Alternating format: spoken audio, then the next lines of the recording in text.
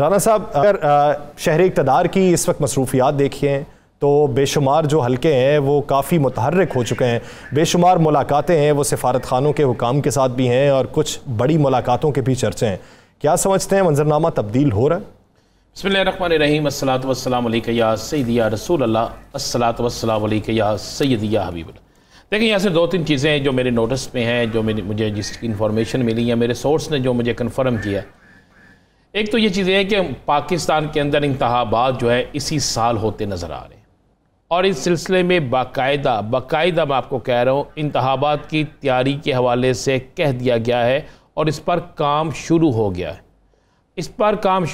है। Election commission का अमला मुख्तलिफ ज़राए से काम इतला मिली है कि काम इस पर शुरू कर चुका है। दीगर जो अदारे हैं वो इस पर काम शुरू कर चुके हैं कि हर सूरत में इस साल में ही इलेक्शन कराया जाएगा और इसके लिए अगस्त का महीना बड़ा अहम महीना है। मैंने पूछा किसी से कि अगर इसी साल इलेक्शन कराया जाएगा तो फिर इसी महीने यानी अगस्त के महीने में आपको असम्बलियाँ डिज़ोल्व करनी पड़ेंगी और उसके बाद आपको निगरान सेटअप लाना पड़ेगा, तो फिर इस साल इलेक्शन हो सकता है। तो उन्होंने कहा बिल्कुल हम इसी पे काम हो रहा है और ये काम होने जा रहा है। कुछ लोगों ने तो कहा कि ये कुछ दिन ऐसे हैं, मतलब ये मैं कन्फर्म नहीं कह सकता। किसी ने कहा कि 5 से 11 अगस्त बड़ा इंपॉर्टेंट है। मैंने कहा जी ये तो मुहर्रम में गुजर जाएगा। उसने कहा उसके बाद जो है अगस्त का महीना बड़ा अहम महीना और इस अगस्त के महीने में सारा कुछ हो सकता है। तो एक इन्फॉर्मेशन ये भी है कि आखिर का एक सवाल था ना पहले कि किस तरह होगा। मुस्लिम लीग नून कह चुकी है कि वो पूरा अपना टेन्योर पूरा करेगी। मौलाना साहब कह चुके हैं कि हमने फैसला किया है टेन्योर पूरा करेंगे। वो दीगर लोग कह चुके हैं कि हमने अपना फैसला किया है टेन्योर पूरा करेंगे। मेरे पास इतना ये है कि जिन लोगों ने जिस बड़ी सियासी जमात ने ये सारी गेम बनाई थी, जिस बड़ी सियासी जमात ने ये सारा सिस्टम तैयार किया था, जिनके राब्ते थे, जिनको तैयार किया था, जिनके साथ मीटिंगें हुई थी, वो सियासी जमात जो है वो इस बेकबलस वक्त इंतखाबात के हवाले से अपना अहम तरीन रोल अदा करेगी। यह सर अभी तक बहुत सी जगहों पे डिस्कस हो रहा है कि ये बात हो रही है कि आसफ अली जरदारी साहब जो है कोरोना में के पेशेंट हैं, कोरोना उनको हो गया उनके और वो कंटाइन है घर में। तो क्या आपको ये किसी ने कन्फर्म किया कि वो पाकिस्तान आ गए हैं? क्या किसी ने कन्फर्म किया? नहीं, इस हवाले से तो कोई तो क्या वो दुबई में है? और दुबई में है तो वो इलाज हो रहा है या मुलाकातें हो रही हैं? ये मैं एक सवाल छोड़ रहा हूँ और मेरा जो सुनने वाले हैं, जो जानने वाले हैं, जो देखने वाले हैं, वो मेरी बात को समझ जाएंगे। कुछ हल्कों का कहना है कि आसफ अली जरदारी साहब जो है वो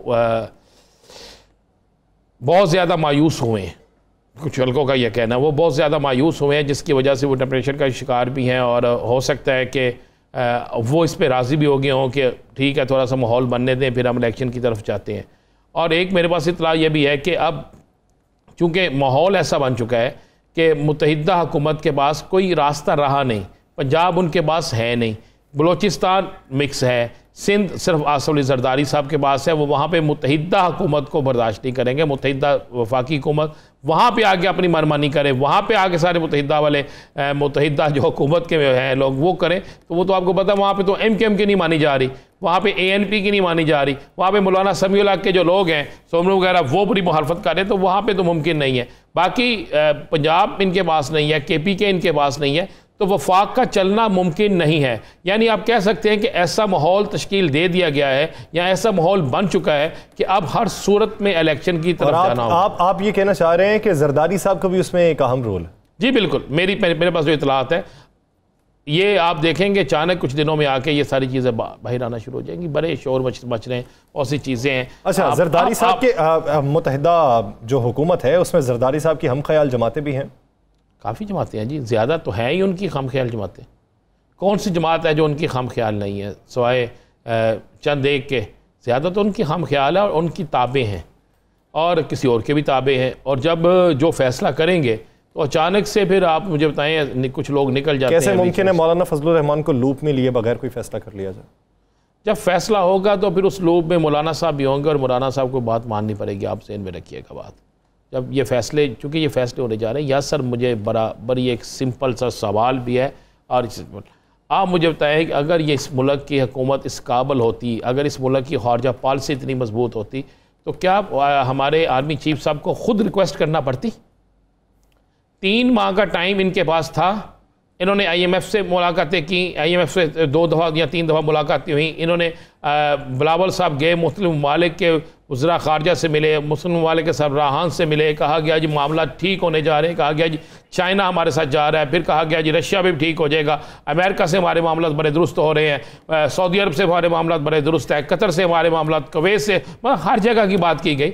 इन तमाम तर मुलाकातों, इन तमाम तर टूर्स के बाद और वज़ीर आज़म साहब के भी राब्तों के बाद भी आखिरकार IMF के लिए किसको राब्ता करना पड़ा? इसकी तो एक प्रेस रिलीज जारी हुई, तस्दीक हुई ना बकायदा। किसको राब्ता करना पड़ा? वज़ारत-ए-ख़ारजा ने भी तस्दीक की, उसको ऊपर आर्मी चीफ साहब को करना पड़ा ना। तो इसका मतलब है कि हुकूमत तो फेल हो गई, यानी मौजूदा हुकूमत का मुकम्मल सेटअप जो था, मुकम्मल जो ज़िम्मेदारान थे, उनमें से किसी की बात किसी जगह पे नहीं सुनी गई। तो जिसके बाद हमारे पाकिस्तान के सिवा सलार को इस पर एक्टिव होना पड़ा कि पाकिस्तान की माशरत को किस तरह संभाला देना है।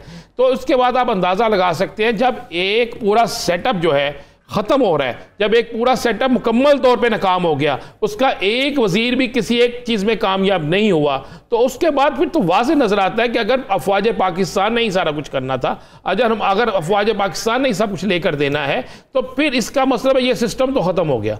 फिर इस सिस्टम की जो सिस्टम आया था कि इसमें बड़े आप समझ सकते हैं कि बेहतरीन लोग थे, बड़े ऐसे लोग थे जैसे आप कह सकते हैं कि सिकंदर थे, लेकिन उन सिकंदर में से इतने बेहतरीन थे कि जितने डॉलर दुबई मुंतकिल होता रहा, लोग वहां पे इन्वेस्टमेंट करते रहे और हमारे हुक्मरानों को कानो-कान खबर तक ना हुई। मैं उस पर किसको खबर नहीं हुई?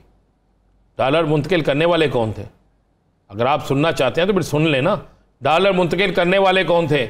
याद है मैंने कहा था सबसे बड़ा जुआ इस पे हो रहा है। मैंने कहा था हुकूमत के अंदर लोग मौजूद हैं जो ये सारा कुछ कर रहे हैं। मुझे एक बात बताएं, अगर डॉलर दुबई मुंतकिल हो रहा है, एयरपोर्ट से ही जा रहा है, जहाज के जरिए जा रहे हैं लोग, चेक करने वाले कौन थे? क्या वहां पर जो लोग खड़े थे उनकी आंखों में पट्टी बंधी हुई थी? क्या उनको नहीं पता? अगर वहां पर आप एक आम आदमी जिसके पास $3000 होते हैं, उसे तो आप रोक लेते हैं, उसे तो पकड़ लेते हैं, लेकिन जो 3 करोड़ लेके जा रहा है उसको क्यों नहीं रोकते? उसको क्यों नहीं रोका गया? इसलिए कि वो बासर होगा ना, ताकतवर होगा ना, उसके आगे पीछे कोई लोग मौजूद होंगे ना, उसको प्रोटोकॉल देने वाले क्यों होंगे? तो प्रोटोकॉल किसको मिलता है? ताकतवर कौन होता है? तो ये तो बड़ा क्लियर है। वो जो आज एक चला, कितने लोगों ने वहां पे इन्वेस्टमेंट की है, कितने लोगों ने वहां पे प्रॉपर्टी अपनी बनाई है। प्रॉपर्टी में सबसे ज्यादा इन्वेस्टमेंट किसकी है? 80 विलास विले वो किसके हैं? क्या वो एक सबाई वजीर नहीं है? क्या उसका तल्लक मौजूदा हुकूमती सेटअप से नहीं है?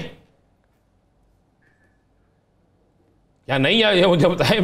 वो तो फिर राना साहब अगर नाम निकालने शुरू कर दें तो फहरिस्त पूरी मुरतब हो सकती है। तो यस सर, ये इसलिए अब उन अदारों को ये सारी चीज़ें पता चल गई, पहले भी पता थी, अब मज़ीद पता चल गई। जब इनको लाया गया, इनसे कहा गया हुकूमत संभालें, किसी ने हुकूमत तो नहीं संभाली, लेकिन सब ने अपनी हुकूमत के 3 माह के मज़े खूब लूटे। अब तो चौथा माह शुरू हो गया, तो अब इसके बाद उनके मज़े तो हो गए, लेकिन मुल्क का सत्यानाश हो गया। ताजर आज बिलजलाल है, ट्रांसपोर्टर 2 तारीख को हड़ताल कर रहे हैं, आम सार्फिन जो हैं जिनके बेचारे की जितनी तनख्वाह नहीं उससे ज़्यादा बिल आ गए हैं, हर बंदे को टैक्स पड़ गया है, हर बंदे को वो टैक्स लग गया बिलों में जो हमने सोचा भी नहीं था, जिसका कभी जिक्र भी नहीं हुआ था। 1 यूनिट चले, 101 यूनिट चले, टैक्स सबको भरा है। यानी इस तरह किया गया कोई नहीं, जिसने हाँ कोई नहीं है। गाड़ियों की कीमत आपको पता ना आज कहाँ चले गई हैं?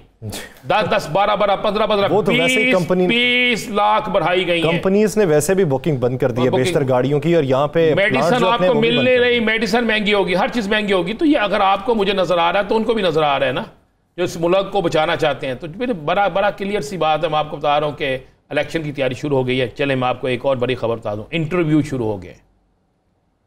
या सर इंटरव्यू शुरू हो गए हैं निगरान सेटअप के लिए। कोई तरदीद करे, जितनी मर्जी तरदीद करे, आने वाला वक्त आपको बता देगा। निगरान सेटअप के लिए इंटरव्यू शुरू हो गए हैं। उन इंटरव्यूज को लेने वालों ने बहुत से लोगों के इंटरव्यूज कर लिए हैं। अच्छा, आप नहीं, फिर अगर बात ये यहाँ तक आन पहुंची है तो फिर बता दें कि क्या कोई टेक्नोक्रेट सेटअप होगा? जी बिल्कुल, टेक्नोक्रेट सेटअप होगा जी।